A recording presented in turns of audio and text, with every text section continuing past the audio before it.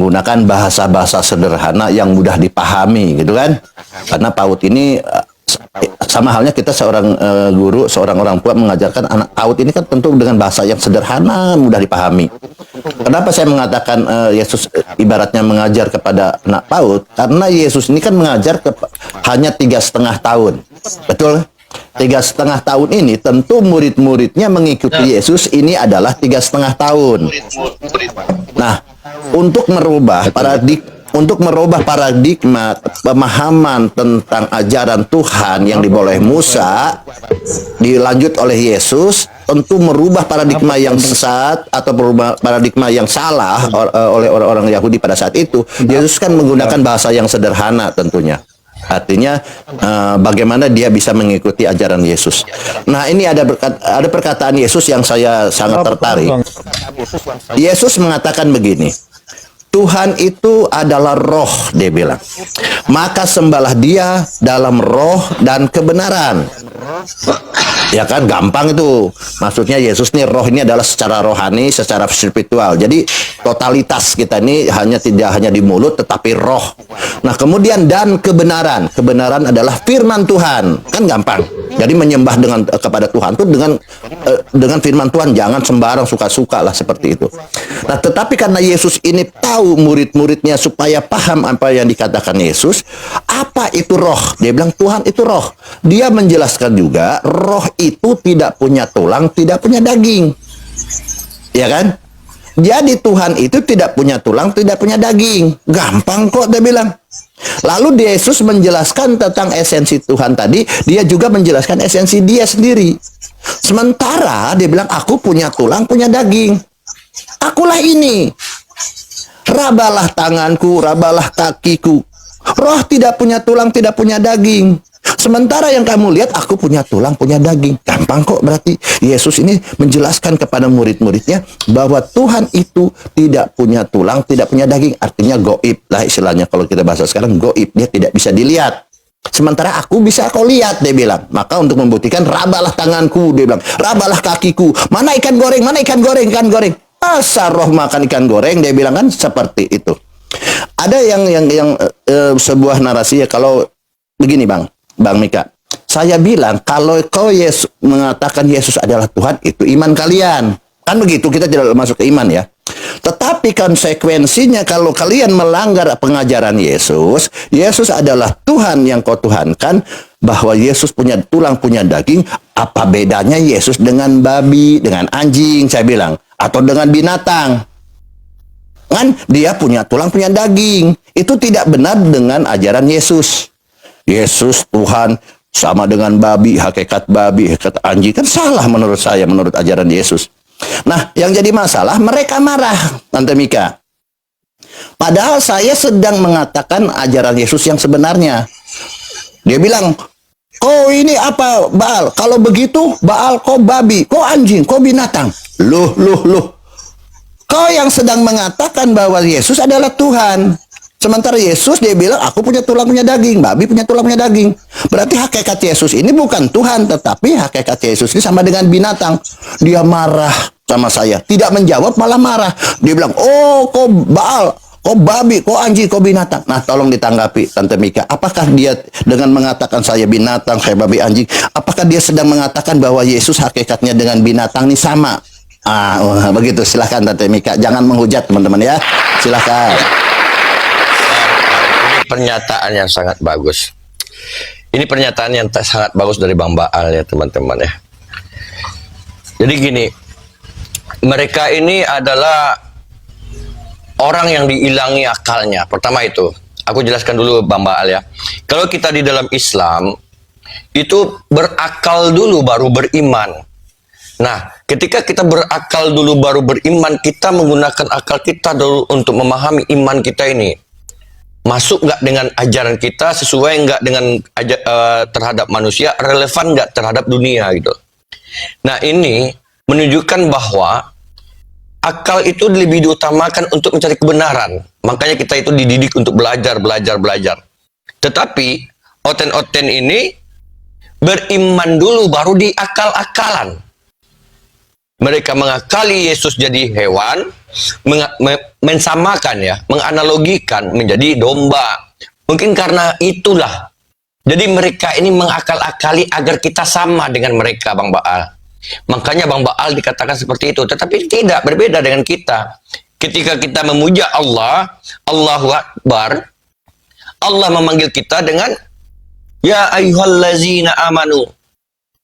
Nah, mereka mengatakan di Gatalia 3:13, Kristus telah menebus kita dari kutuk hukum Taurat dengan jalan menjadi kutuk, maka dia mengganti menghujat Tuhan mereka. Makanya mereka ingin menyamakan kita dengan satwa gitu. Nah, itu Bang Baal. Karena mereka ini, iman mereka ini adalah iman akal-akalan. Nah, ketika mereka menggunakan iman akal-akalan ini, maka kita tidak perlu menunjukkan namanya hadis dan Al-Quran untuk membantah mereka. Cukup dengan menggunakan akal, maka ajaran mereka terbantah semua. Soal jumlah Tuhan, kematian penyaliban karya iblis, penebusan dosa, cukup dengan akal bisa membantahkan narasi mereka untuk dalam keadaan beriman ini, beriman Kristen ini. Nah, ini bagus ini temanya. Oten antikristus ini bagus nih temanya yang dibuat Bang Dalbo. Ini terbukti Bang Baal. Kalau mereka memang saya luruskan dulu. Oten anti Yesus, Bang. Karena Kristus ini macam-macam di Bible. Paulus juga Kristus. Oh ya, oten anti Yesus. Oke. Anti Yesus. Itu tepatnya. Lanjut. Oke. Nah, kita buktikan tema ini. Apakah benar oten anti Yesus atau kita yang sayang dengan Yesus? Poin pertama, hanya umat Islamlah yang pernah merasakan sakit yang dirasakan oleh Yesus. Ketika Yesus nonotnya dipotong bengkak 1 bulan, kita umat Islam yang merasakan seperti itu. Kristen tidak merasakan. Ini menunjukkan apa yang dirasakan oleh Yesus kita pernah merasakan.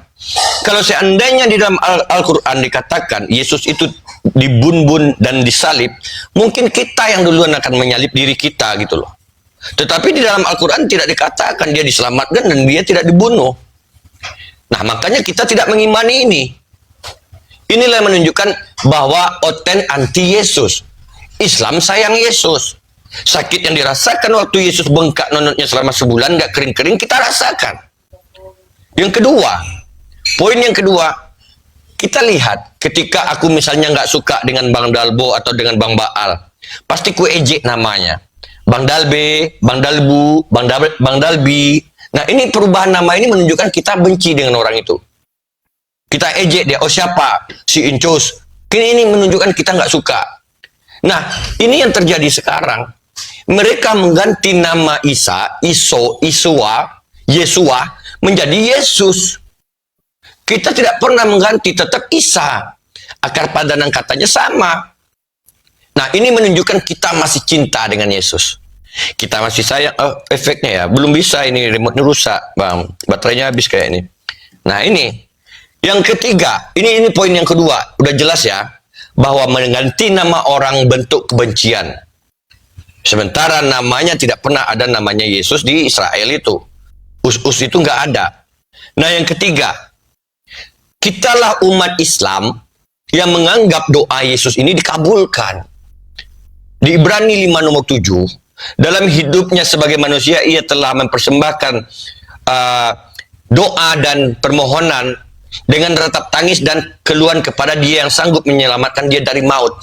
Kita menganggap doa Yesus ini dikabulkan karena dia adalah Nabi Allah, utusan Allah, Rasulullah. Nah, Kristen berharap doanya ini tidak dikabulkan. Ini menunjukkan siapa yang anti Kristus. Islam anti Yesus. Islam apa Kristen? Kristen lagi. 3 poin udah menunjukkan bahwa oten anti Yesus. Dan yang keempat, poin yang keempat, kita tidak pernah mendukung negara Israel yang pernah mengatakan Yesus anak zinong, membun-bun para nabi, bahkan membun-bun Yesus sendiri. Kita tidak pernah mendukung. Tetapi lihat, oten-oten Indonesia Sudahlah diludahi, diusir dari tempat ibadahnya, Tuhannya dibun-bun di sana, para nabi dibun-bun di sana, dipuja bagaikan negara yang sangat membela keberadaan mereka. Ini kan mereka beleng-beleng sebetulnya, seperti nggak ada akalnya sebagai manusia. Itu pembuktian. Kita tidak pernah mendukung negara yang mengatakan Yesus ini adalah anak hasil zina. Kita tidak pernah mendukung negara yang pernah membun-bun Yesus. Kita tidak pernah mendukung negara yang membun-bun pengikut Yesus, murid-murid Yesus sampai nabi-nabi terdahulu. Tetapi lihat ketika zaman sekarang ini, mereka sangat antusias mendukung Free Will. Bahkan setan Yahoo pun mengatakan Yesus tidak lebih dari Genghis Khan. Mereka tetap dukung. Ini belengnya mereka Kristen Indonesia ini. Berbeda dengan kita. Kita ini menunjukkan kita sayang dengan Yesus. Kita tidak dukung negara itu. Yang kelima, tidak pernah kita memakai lambang salib atau lambang kutuk. Mereka bahkan dibuatnya di punggung, di pantat, ditato, di dada, ditaruh di atas rumah, ditaruh di atas gereja. Kalau seandainya turun Yesus datang kedua kali, naik lagi Yesus ke atas langit. Macam mana nggak naik dia? Ditengoknya dulu cuma satu salib, sekarang udah banyak salib. Baru belum turun aja aku udah berniat oten-oten ini menyalibkan aku, kata Yesus. Naik lagi kawan itu ke atas. Untunglah kemarin aku naik pesawat nggak jumpa sama dia. Nah ini membuktikan bahwa mereka lah anti Yesus. Mereka anti dengan Tuhan mereka sendiri. Sempat dia turun, ditengoknya di Manado banyak kali salib. Di Medan banyak kali disalib. Di Jakarta ada salib. Oh mak, Indonesia aja kayak gini. Macam mana aku mau turun di sini? Dulu cuma sebiji salib. Sekarang udah mau menyalibkan aku aja perasaan orang ini. Banyak kali lah dosa orang Kristen ini ya. Makanya harus aku disalibkan lagi. Ini kata Yesus. Naik lagi lah Yesus ke atas. Yang keenam. Tidak pernah kita mengatakan dia adalah anak satwa. Anak domba. Tidak pernah kita menganalogikan Isa alaihissalam dengan perkataan menganalogikan anak domba. Kita mengatakan beliau adalah nabi yang paling lembut tutur katanya. Beliau adalah Rasulullah. Beliau yang paling santun. Nah ini kita tidak pernah menganalogikan mereka, Nabi Isa atau Yesus ini dengan perkataan anak domba gitu. Nah yang lucunya orang-orang Kristen ini mengatakan Yesus anak domba, mengatakan diri mereka anak domba, yang dipelihara mereka anjing dan babi. Yang memelihara domba umat Islam. Apa-apa jangan-jangan umat Islam memelihara Kristen. Nah ini bahaya konsepnya. Ini bahaya. Nah yang selanjutnya, tidak pernah kita mengatakan dia mati terkutuk. Kita menganggap dia doanya didengarkan, dia diselamatkan dari penyalipan. Kita menganggap dia akan datang nanti di iman kita akan datang di akhir zaman untuk mematahkan salib dan membun-bun babi. Ini menunjukkan kemuliaan kita karena memang apa kata Yesus di dalam 2 Yohanes 1 nomor 7, antikristus itu, penyesat itu adalah yang tidak mengakui aku datang sebagai manusia. Sementara dia lahir sebagai manusia, mati sebagai manusia, terangkat ke surga sebagai manusia, turun pun nanti sebagai manusia. Di dalam Al-Quran dan di dalam Bible sepenuhnya 100% kemanusiaan. Tidak ada dikatakan ketuhanan. Tidak pernah dikatakan di dalam Bible 100% ada ketuhanan di dalam tubuh Yesus. Di dalam Al-Quran pun juga tidak. Nah ini, maka sekali lagi, Kristen anti Yesus. Yang selanjutnya, pembuktiannya apa? Kita tidak bangga dengan dia dihina. Kita mengatakan dia dimuliakan. Kita mengatakan dia lahir di kandang domba. Kita mengatakan lahir di bawah pohon korma yang teduh. Oh dia dikatakan mati terkutuk. Kita mengatakan tidak, dia dimuliakan oleh Allah. Nah ini Siapa yang anti Kristus? Anti Yesus ini? Kristenlah anti Yesus, Islamlah yang sangat sayang dengan Yesus. Kita memuliakan tempat lahirnya, kita memuliakan keberadaannya sebagai manusia, kita mengakui dia datang sebagai manusia. Kristen mengakui dia datang sebagai Tuhan. Ini anti Kristus, anti Yesus. Anti Yesus. Yang selanjutnya, pembuktian bahwa Kristen ini adalah anti Yesus. Mengatakan Yesus bekerja sama dengan iblis. Rifa kok takia terus, nggak bisa kau membedakan suaranya ya. Ya, tela naik kau tela, kalau nggak kejang-kejang aja di bawah ya. Tidak pernah kita mengatakan, umat Islam mengatakan kerjasama dengan iblis. Ini enggak, kalian digendong-gendong sama iblis. Inilah menunjukkan bahwa kalian adalah anti Yesus sebenarnya, adalah anti anak Maria. Kalian pembenci Yesus, kalian adalah pengkhianat Yesus, kalian adalah penghina Yesus, kalian adalah penghujat Yesus sendiri. Kalian berharap kebahagiaan dari atas penderitaan Yesus. Itu menunjukkan kalian adalah NPD.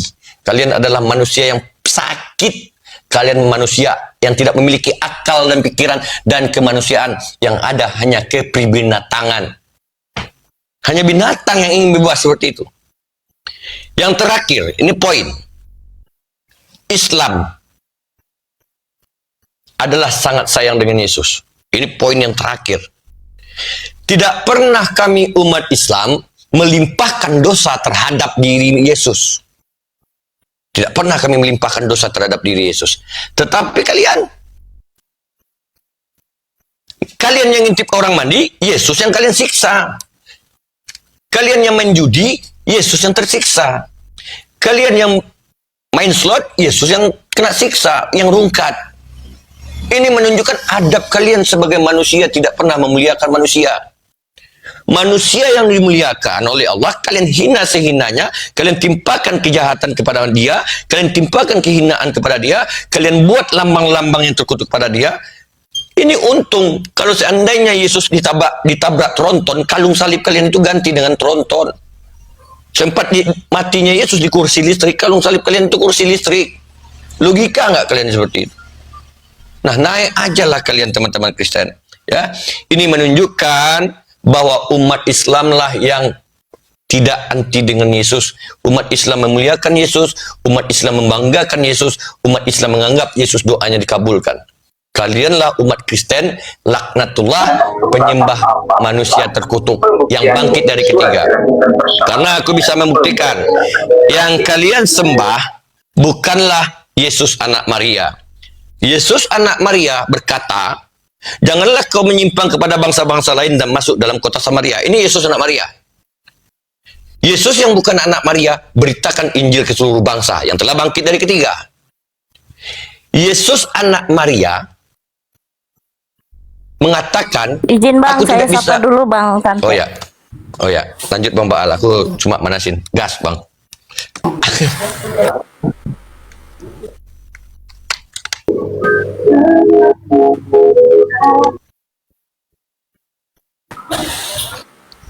Izin bang Tante. Tante Mika saya sapa dulu. Bang Evata selamat pagi. Evata monitor. Selamat pagi. Selamat pagi. Enggak monitor. Pagi. Sudah tasiannya, Bang? Silakan apa Indah yang sekali ingin tasiannya. dibantah? Ya. Apa? Indah sekali tasiannya. Itulah kelebihannya, tasia? indahnya Islam. Apa itu tasia, Bang? Ya, ceramah lah. Itulah indahnya Mana Islam, ada ceramah tasia? tentang Bible, tapi tidak pernah ceramah Siapa yang tentang ceramah? Al-Quran. Nah, Yang ceramah siapa? ya framing dan framingnya itulah indahnya Islam. Kita ini lagi membibeli, mendamaikan Kristen dengan Yesus. Ngapain kau? Silakan. Anda keberatan. Berarti kau lebih daripada Kalau Yesus. kalian ini adalah Enggak, anti kalian Yesus, berarti silakan. lebih daripada Yesus. Itu kan terjadi 2000 tahun yang lalu. Kalian itu abad 21. Itu logikanya. Oke, izin sedikit. Pak, sebentar akal. saya mau turun, jadi saya tidak lama ya. Sekarang 3 menit lagi saya turun karena saya ini kan orang penting ya. orang kaya, bijaksana, bijak sini, bijak situ. Saya tidak buang-buang waktu setiap hari di TikTok ya, karena saya ini orang penting, orang kaya. Nah, tadi saya menanggapi apa yang dikatakan oleh Tante Mika, luar biasa ya. Apakah Yesus akan turun? Akan turun karena dia bilang, wah bahaya nih kalau saya turun, disalib di mana-mana. Jangan-jangan aku disalib lagi gitu kan? Nah, karena semua menyetujui tentang penyalibanku. Oh, ngeri saya bilang. Makanya Yesus turun nggak nih? Kelihatannya Yesus tidak akan jadi turun. Tapi dalam iman Islam bahwa Isa alaihissalam akan turun yang kedua kalinya. Tetapi apakah Yesus turun? Tidak. Karena di Ibrani 10 nomor 12 begini. Tetapi ia setelah mempersembahkan hanya satu korban saja karena dosa, dia bilang,